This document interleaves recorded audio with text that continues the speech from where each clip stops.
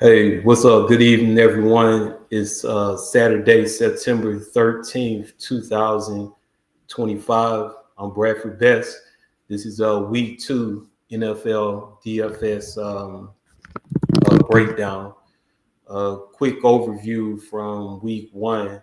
I played three entry maxes on FanDuel and DK. On FanDuel, none of my three lineups reached the cash line. On DK, one out of my three lineups hit the cash line.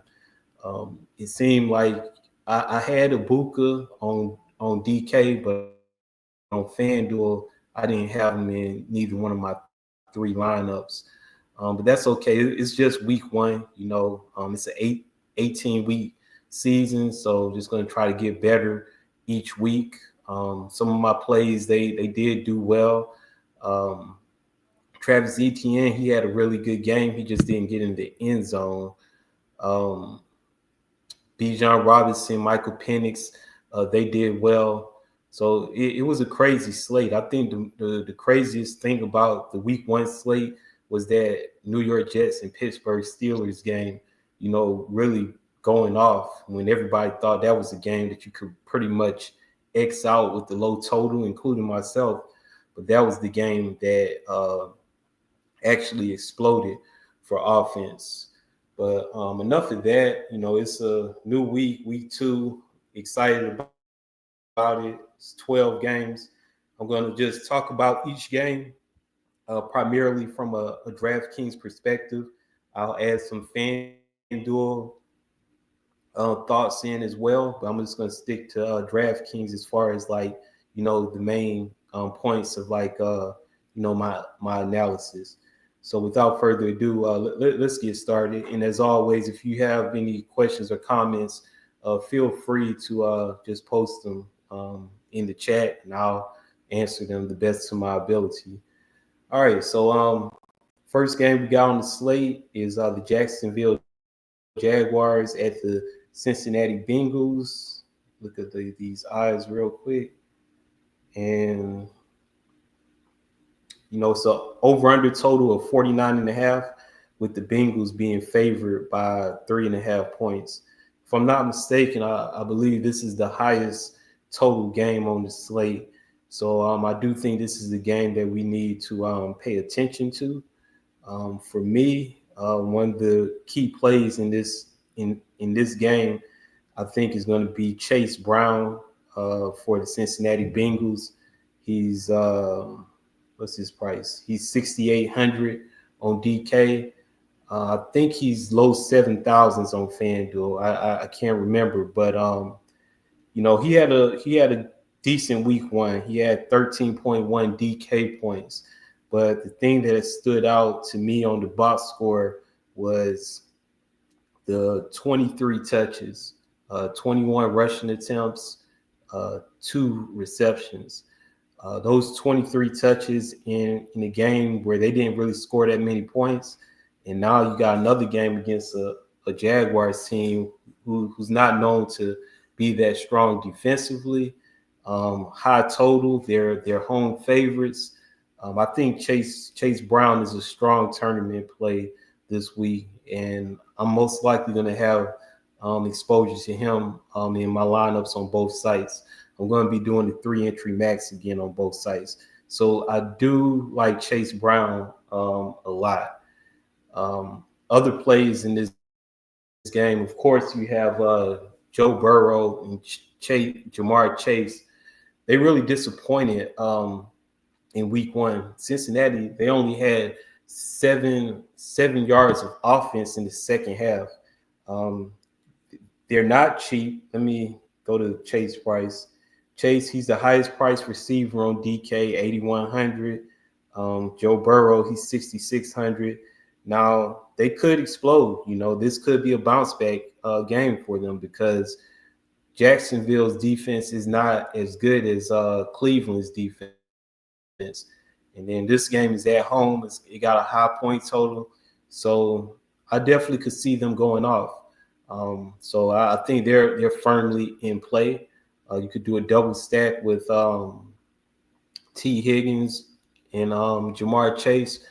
But for me, Chase Brown is the key play in this game.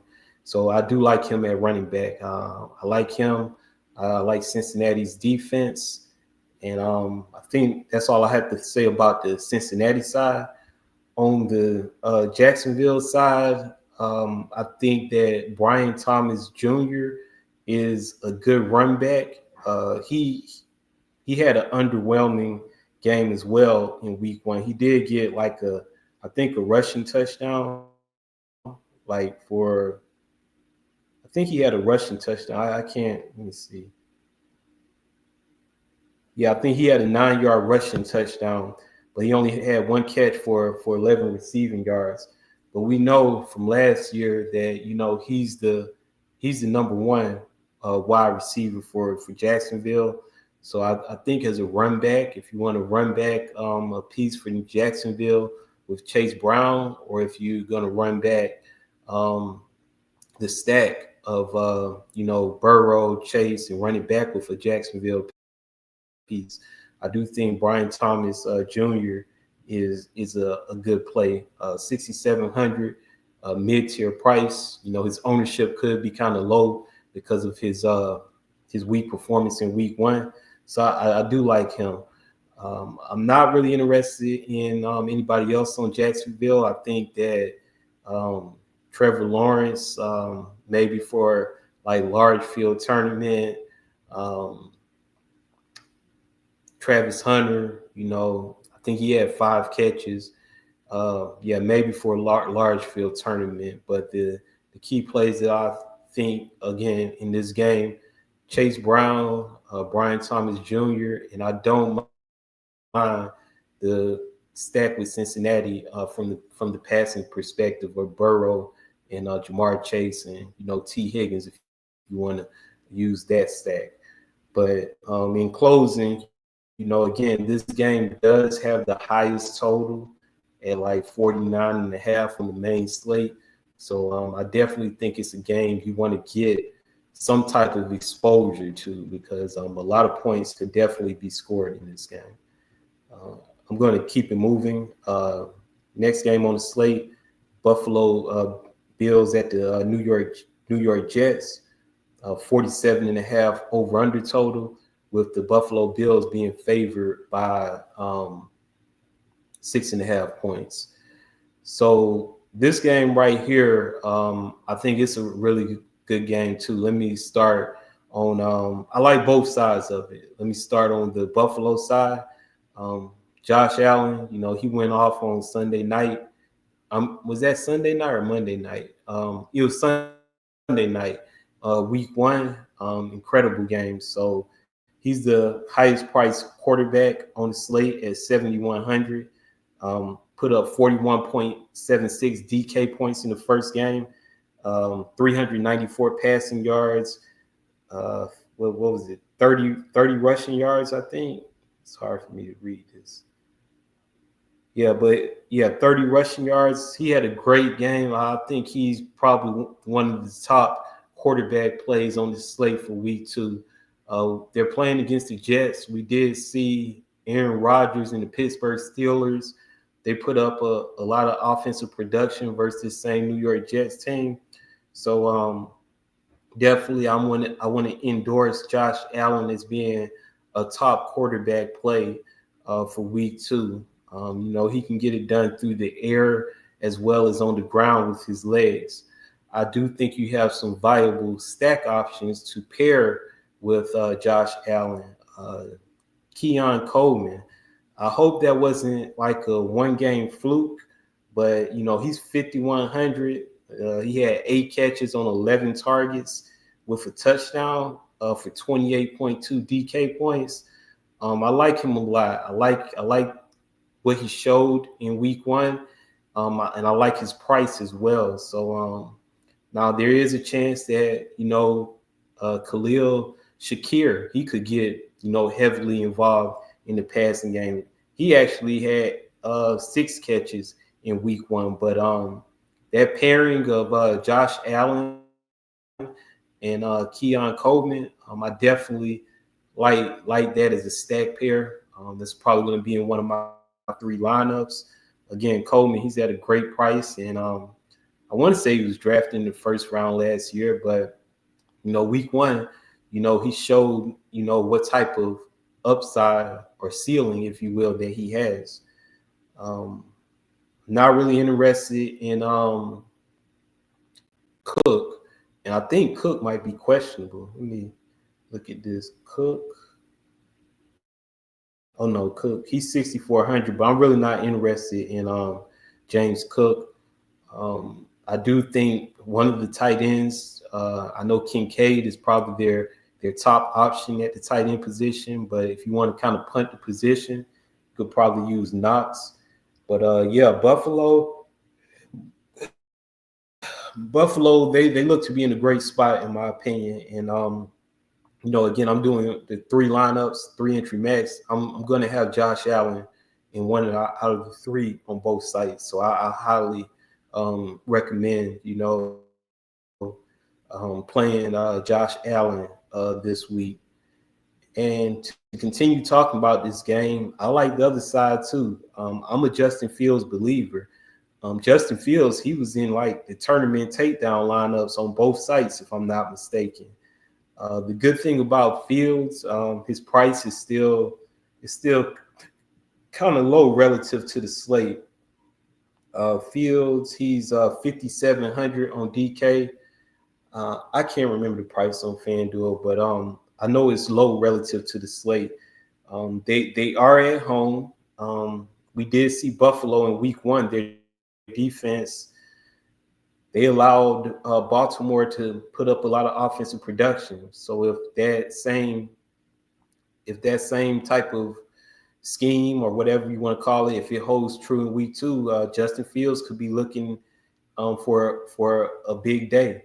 I think the game script plays into the favor, of Fields. Like they 6-point underdogs, so you would think that they're going to be in a position where they have to drop back and throw a lot. And, with Fields rushing upside, that's a lot of potential fantasy points. So I do like Justin Fields. Of course, you can pair him up with Garrett Wilson, who's 6,500.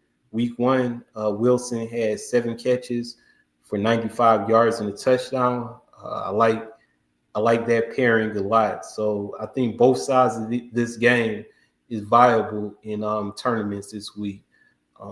Again, I'm definitely going to have a Buffalo stack in one of my 3 lineups, and I'm on the fence about the Jets. I'm on the fence about actually stacking them, but I do like this spot for Fields and Wilson.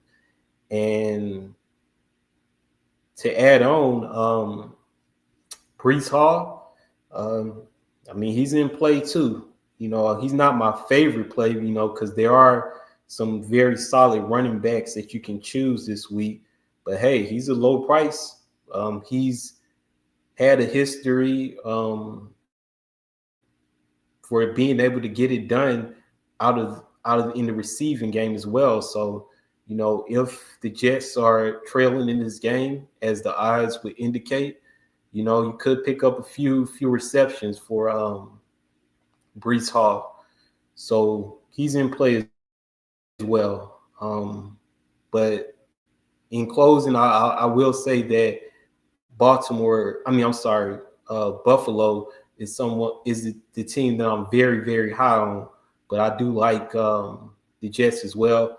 This could be a very high scoring game. A lot of fantasy goodness, a lot of good plays on both sides of this game. Let's keep this moving. Game number 3, the Cleveland Browns at the Baltimore Ravens. Just trying to look up these odds on my phone. Cleveland Browns, Baltimore Ravens. Oh, no, my phone acting slow.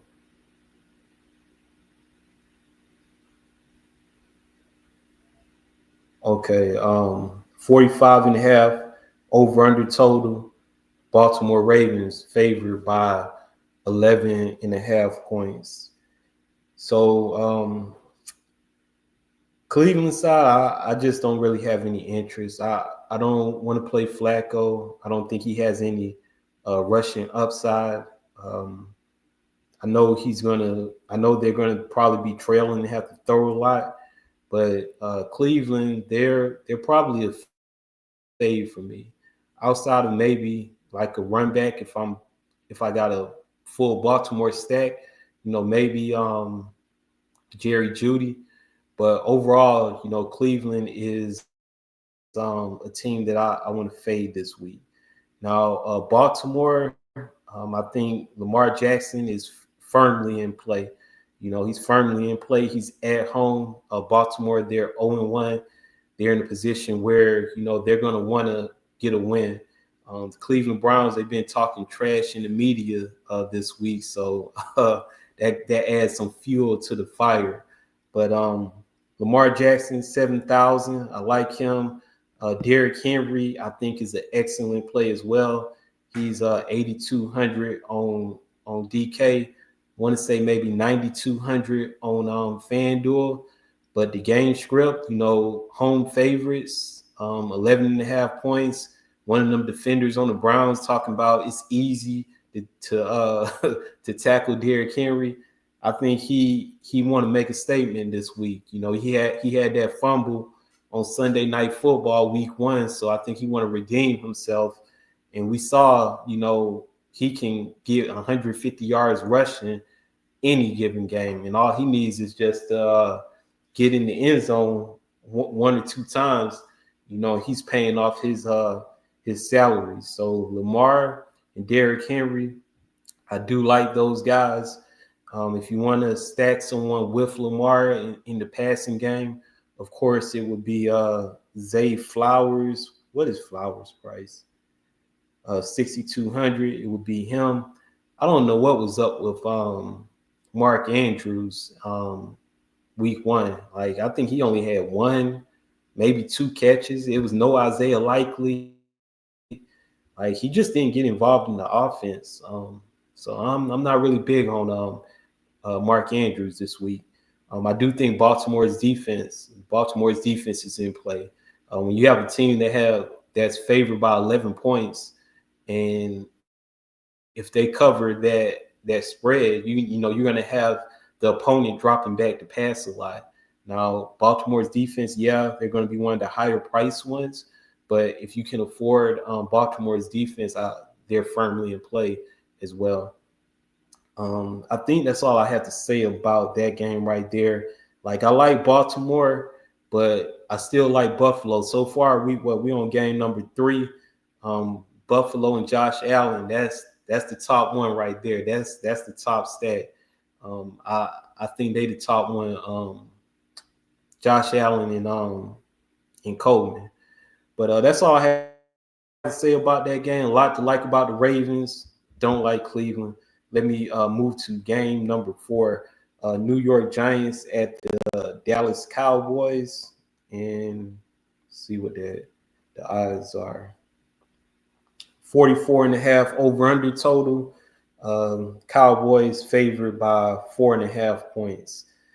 Now, this game right here is interesting. I don't have access to like any of the premium subscriptions for DFS content right now for NFL. I haven't really listened to any podcasts or read any articles or anything like that.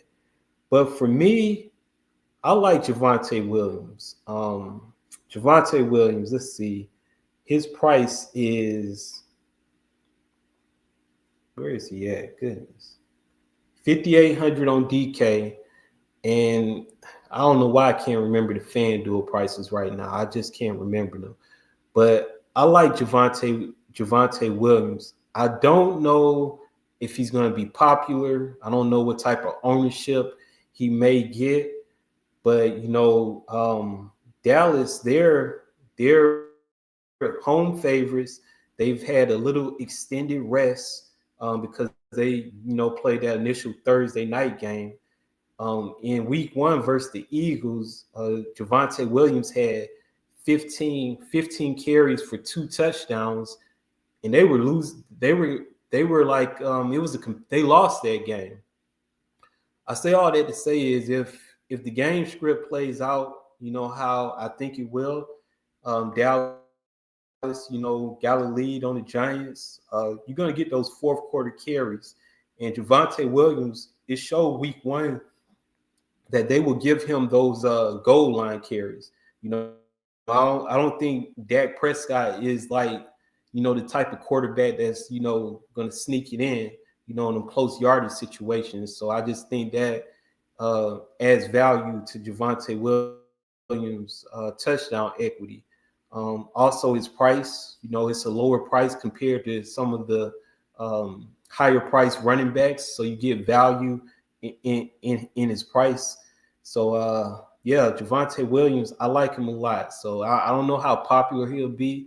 I'll take a look at some more things throughout tonight and, tomorrow before lock.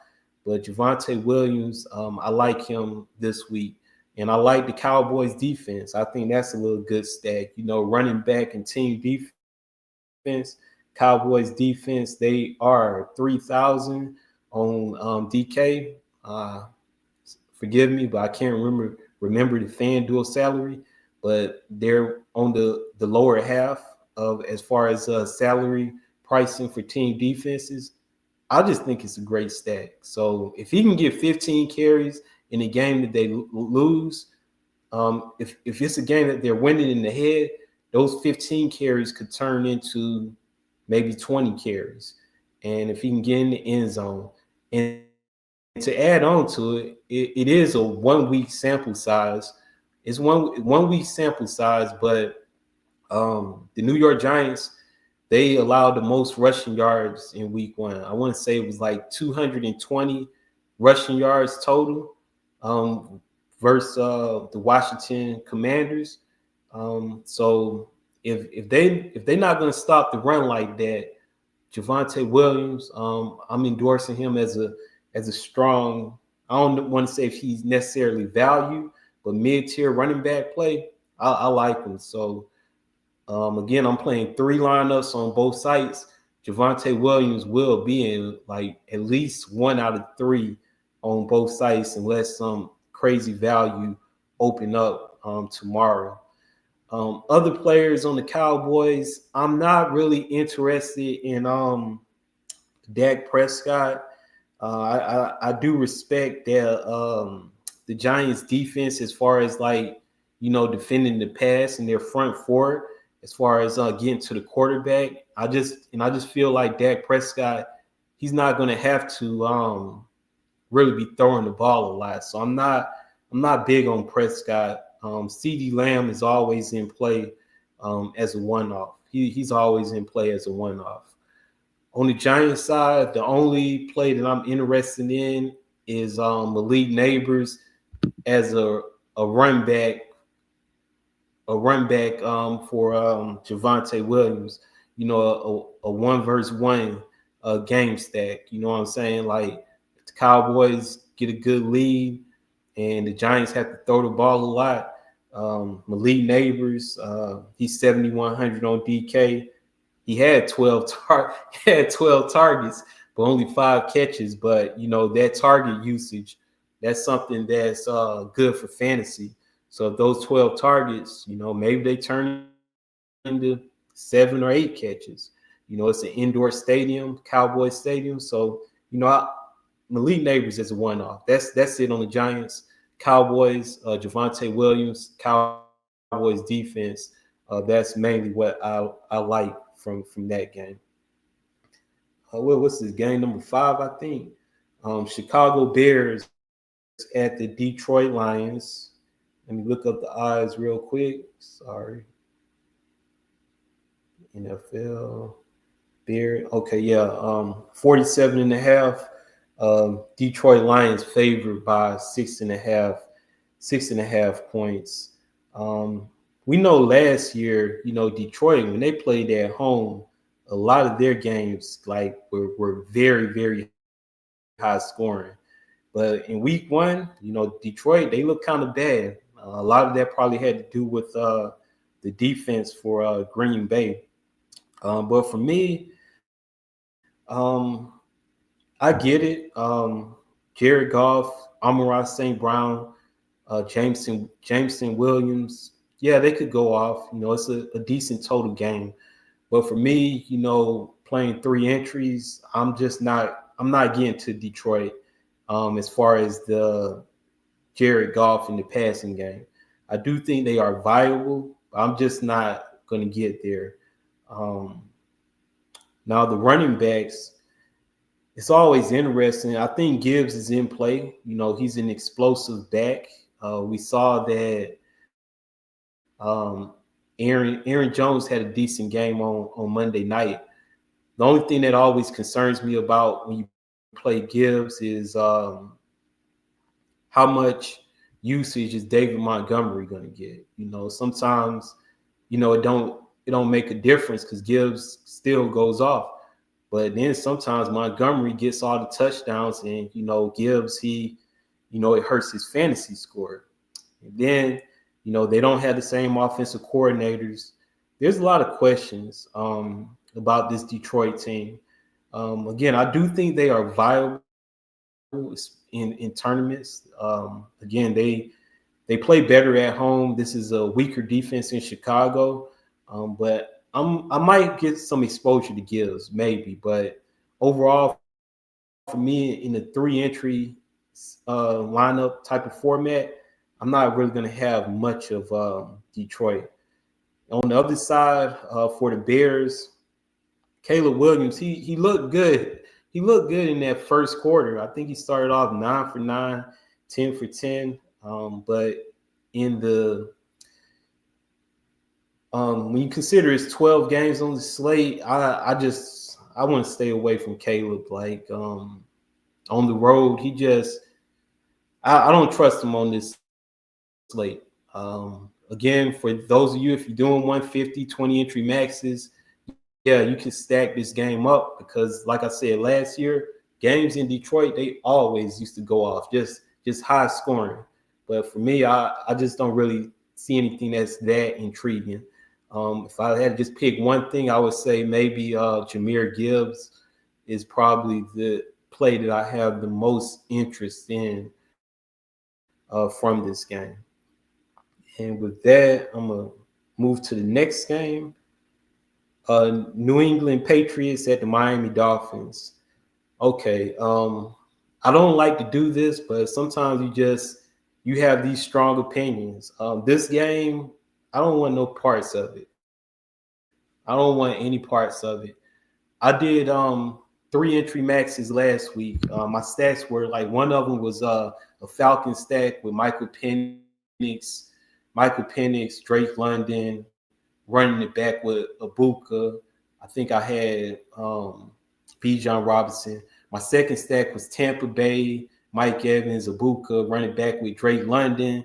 And my third stack was these sorry Miami Dolphins with Tua, Waddle, Hill. I ran it back with either Jonathan Taylor or Michael Pittman. And when I tell you I was so goddamn frustrated with the Dolphins, like I know it's a week by week thing, but they were indoors and they looked like crap. Tua had like 2 or 3 turnovers. Like, again, I may be wrong, but I don't want no parts of the Dolphins. Tyreek Hill, he may return to his old form. They said he hasn't had a reception over 30 yards since week 1 of last year. They are at home. They may be motivated for getting embarrassed. And they could go off. When they play at home. But for me personally, playing 3 entries, I'm not making that mistake again. So Miami Dolphins, full fade, have no interest in the Dolphins at all. New England, don't really have interest in them as well. When I do my lineup constructions, when I build them by hand, I try to, just correlate through stacks. And, since I don't have any interest in Miami, I really don't have interest in New England as well. I didn't even say the odds for that game. My bad. Yeah, it's 43.5. The Dolphins favored by 2.5 points. So out of the 4 or 5 games that I've gone through so far, that one has had the lowest total. So yeah, that game's a fade for me. Next game, San Francisco 49ers at the New Orleans Saints. Let's find the odds. Um, 40 over under total. The 49ers favored by 3 points. All right, so Mac Jones, yeah, he's $4,000. That's value price for a starting quarterback, but I'm not going for it. I just don't believe in Mac Jones. So he's on the road. I think this might be his third team. I think he was with Jacksonville, but yeah, I don't believe in him. So I'm not playing Mac Jones. The topic of discussion for this game is going to be Christian McCaffrey. Like they listed this man as questionable, and he went out there and had 30 touches, 22 attempts, 9 catches. So he had 31 touches. The usage was there. He's 7,500, which is still a really good price for what his upside can be. I think McCaffrey is like more of a site specific play because in the tournament that I was in week 1, yeah, McCaffrey was in that winning lineup. Those 9 catches or whatnot. That's 9 points on DK. It's 4.5 points on FanDuel, but I can't remember his price. Forgive me, guys. I just don't. I can't be going back to site on this phone. But on DK, I think McCaffrey is in play. Now the question is going to be how will having Mac Jones back there at quarterback, affect his production. Um, Honestly, I'm not sure. I would think that they still going to, try to force in the ball, with no George Kittle, there, he's going to have to get involved in the pass game. So yeah, McCaffrey 7,500. He's a good play on DK. I don't know how much of a good play he is on FanDuel, but yeah, I like him on DK. I say that, but again, I'm just not sure how it's going to look with Mac Jones. I don't know how it's going to look. So it's just whatever kind of feeling you have about. If you think Mac Jones being there doesn't make a difference for the production for McCaffrey, load up on him. But if you think Mac Jones kind of going to stink up the offense, then I wouldn't be as aggressive on McCaffrey. It's kind of tough to read, to be honest. Don't have any interest in any of the Niners receivers. I don't know. Maybe they might talk up whoever the tight end filling in for George Kittle. Let me see who they got. I'm not playing them, but let me see what his price is. I see somebody named Farrell 30. Nah, I'm not messing with that. On the Saints side, I think you could run back if you play McCaffrey. You could run it back with either Olave or Shaheed. And then also, I think that the tight end, let me see what his price is before I speak on him. Oh yeah, Jawan Johnson, 3,600. Yeah, that's a good little stack right there. This man had 12 targets, 8 catches, 15.6 DK points, and he's 3,600. So I'm gonna have to go back and edit one of my lineups. But on DK, I think that's a very viable way to go. McCaffrey and Jawan Johnson in the same lineup in the same game. So I just when I was making my lineup earlier, I didn't see that, but that price 3,600, yeah, that's definitely a good little 1-for-1 game stack right there. Not messing with Alvin Kamara this week. No Spencer Rattler. So in closing, this game, McCaffrey is in play, and Jawan Johnson, and then also potentially Shaheed or Olave. But yeah, I'm gonna have to look more into this San Francisco situation. Like, I just, I don't know, man. I don't know how it's gonna go with Mac Jones. Um, let's move to the next game: Seattle, Pittsburgh Steelers. Uh, find the eyes, find the eyes. Seattle. Oh, here we go. Oh man, low total, 40 and a half. Steelers favored by 3 points. Very, very low total. And in this game, I have no interest. I'm gonna say I have no interest. You have to take that stand on certain games when you trying to build lineups. Let me see. Pittsburgh. Nah. I think Seattle. I respect Seattle's defense. I know what Rodgers did last week, but I'm not a believer. So Pittsburgh is a fade for me. And if any of y'all looked at any of my, okay, thank you, appreciate it. Always looking forward to it. Thank you. If any of y'all looked at any of my other videos in the past over the years, y'all know I'm not a believer in Sam Darnold. So no Sam Darnold for me. I do think maybe the wide receivers in this games as a one-off, as a last piece in your lineup. JSN, he's 6,000. DK Metcalf, 5,900. Maybe a receiver, get busy and go off. But as far as like, stacking with one of these quarterbacks and all I'm making is 3 lineups, nope. I'm fading it. I said that about the Jets and the Steelers last week, and that game went off. But oh well, like, yeah, that game's a fade for me. So I'm gonna move on to the next game. Los Angeles Rams at the Tennessee Titans. Just trying to find the odds before I start talking about it. Dang, come on. Los Angeles Rams. Okay, here we go. 41 and a half over under, another low total. The Rams, 5.5 point favorites. Start off with Tennessee. That's going to be a fade for me. Cam Ward did not look good in week 1. The Rams defense, they looked good versus the Houston Texans. The only good thing about Tennessee, cheap prices. Cam Ward, 4,900. Let me see what Calvin Ridley is.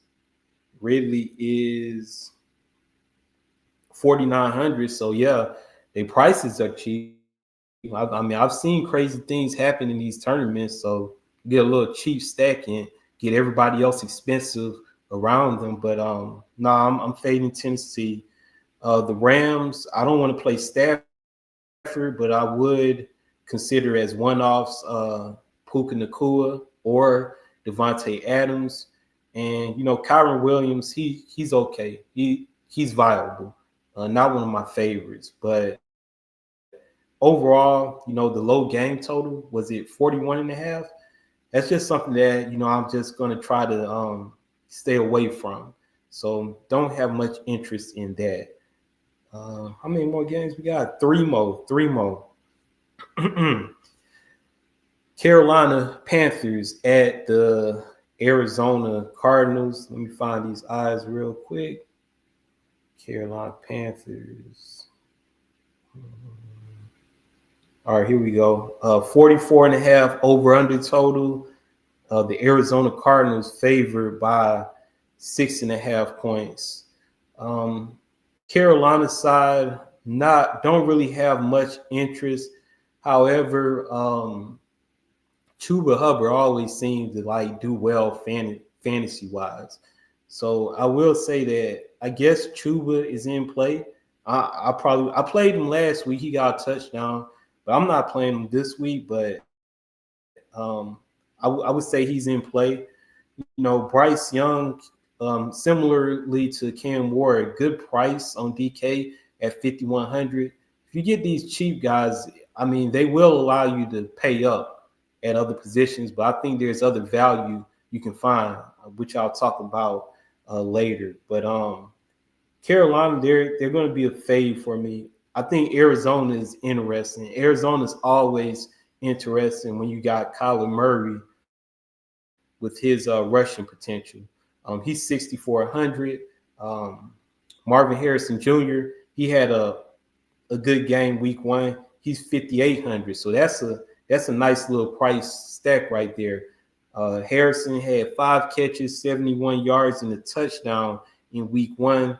They're at home in an indoor environment. So yeah, I do like those two. You gotta like McBride. There's no Brock Bowers on this slate, so McBride is probably McBride is yeah, he's the best tight end on the slate. So yeah, Arizona's in play. They're definitely in play. I don't know if they're gonna make my 3 lineups, but they're firmly in play. Like Arizona, fading Carolina. I was surprised at the usage that James Conner had got on week one. I don't know what happened, but I expected more carries from him. He only had 12 carries. He had 4 catches, so he had 16 touches. But I think they gave somebody named Benson. He had some carries, so that has surprised me. So I'm not sure what to think about Connor, but the Arizona, um, I keep looking at my dog. He keep walking around. That's why I keep looking off. But yeah, Arizona, they're in play. Carolina, not so much. Next game, Denver Broncos at the Indianapolis Colts. Let me get these eyes real quick. Denver Broncos. All right, 43.5 over under total. Broncos favored by 2.5 points.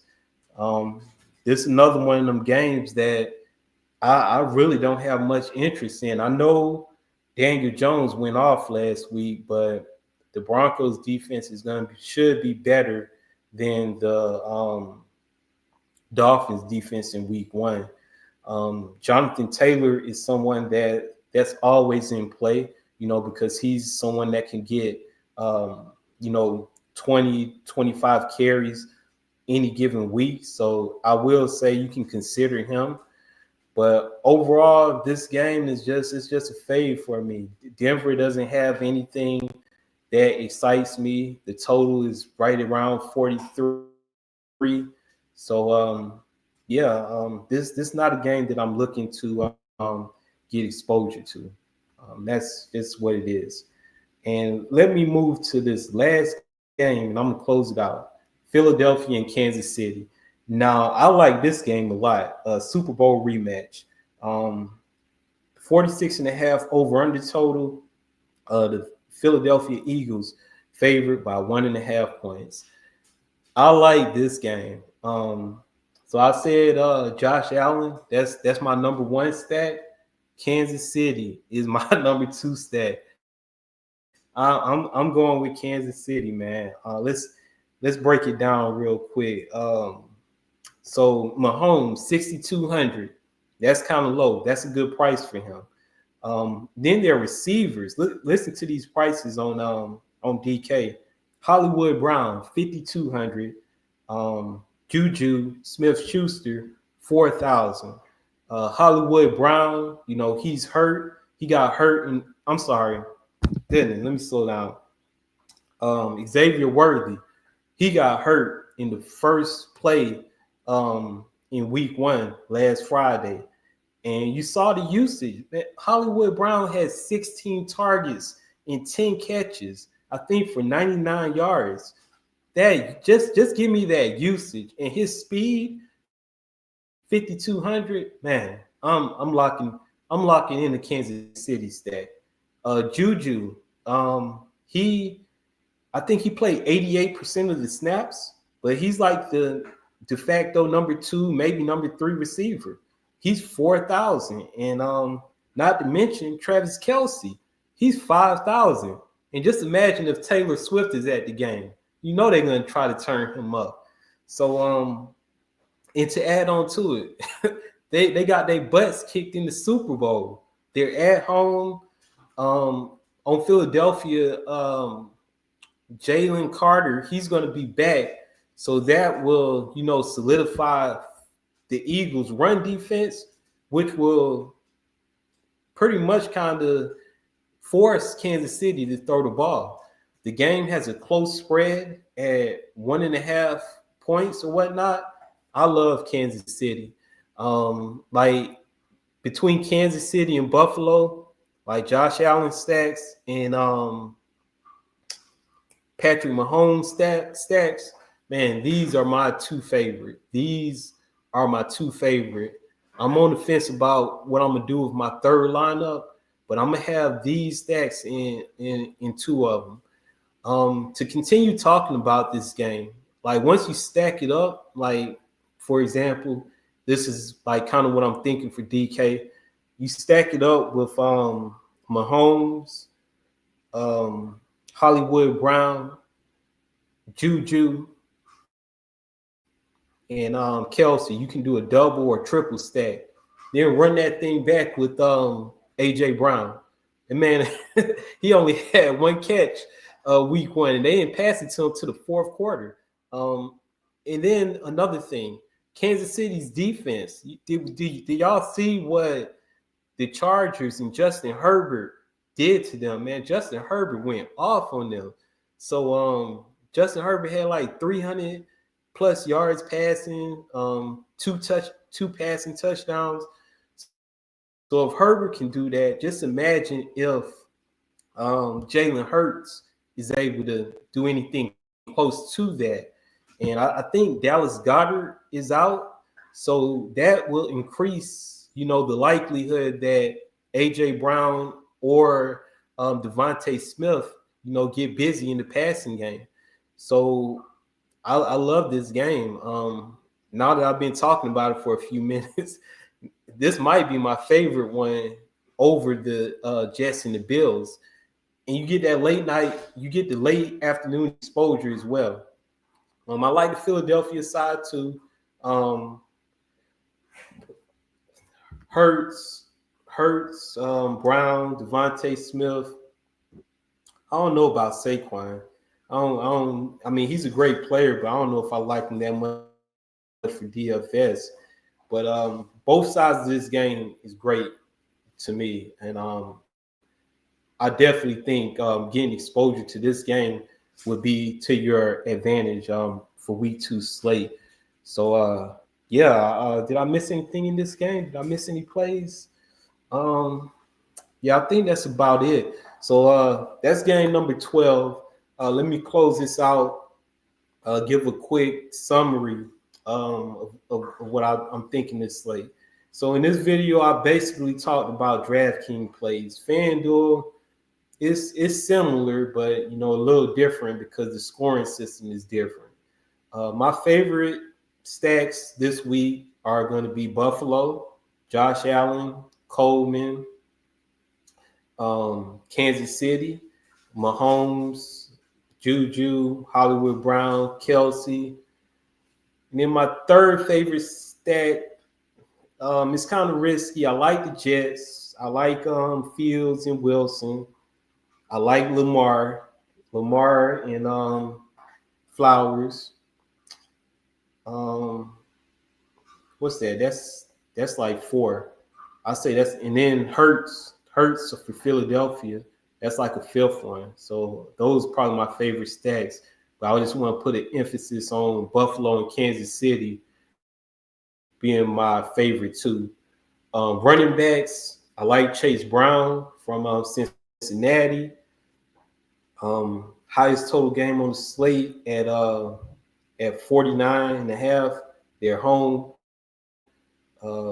Chase Brown had 23 touches in week 1. Hopefully he could get similar usage in week 2. Gotta like King Henry. Gotta like Derrick Henry. You're gonna be out there with something to prove. Y'all like McCaffrey, 30 touches week one. It's a backup quarterback in, so that could have a negative impact on him. Not sure, but hey, McCaffrey 7,500. Um, a play that I like. I'm not sure if it's gonna work. Javonte Williams. I like his price. I like his role. I like the potential game script. So like Javonte Williams. Any other running backs that I want to highlight? I think those are the main ones that I want to highlight. Talked about stacks, talked about running backs. Tight end, I think McBride is the best. Kelsey, or stack of tight end with whatever quarterback you're using. Team defenses, I like Dallas. I like Baltimore. Those are two that come to mind right off the top of my head. But with that, that's the 12th game. That's all I got. Thank you, Tony Boyer, for the comments. Thank you for tuning in. I appreciate the support. I'm gonna try to make a video all 18 weeks. So I'm 2 for 2. So I'm gonna try to stay on it and just make one every week. But yeah, if you wasn't here at the beginning when I got on, I did 3 lineups on both sites week one. All 3 of them lost on FanDuel. I got 1 out of 3 on DK. Hoping to do better this week. The contest that I'm entered in right now on FanDuel, the $15 3-entry max, 4,000 in the first place. I'm in that, and on DK, I'm in the $15 3-entry max with the one with 10,000 to first place. So I'm gonna put together some stuff and give him my best shot. And one more thing in the summary: Juwan Johnson, or whatever the guy name is, for the tight end for the New Orleans Saints. I gotta look at that, because man, like having McCaffrey and Juwan Johnson in the same lineup, I'm like, damn, that that might work. That might open up some stuff. So yeah, I'm about to get in the lab and look at some more things. But again, thank you to everyone who tuned in and joined. You see the banner at the bottom. Count the wins as blessings, losses teach lessons. Good luck to everyone, and just hope everyone's able to have a good day tomorrow. Win some money on this DFS. Hopefully, I'll catch y'all next week for week number 3. Thank you again for everybody that took the time to listen to me talk about week 2 slate. I'll catch y'all next time.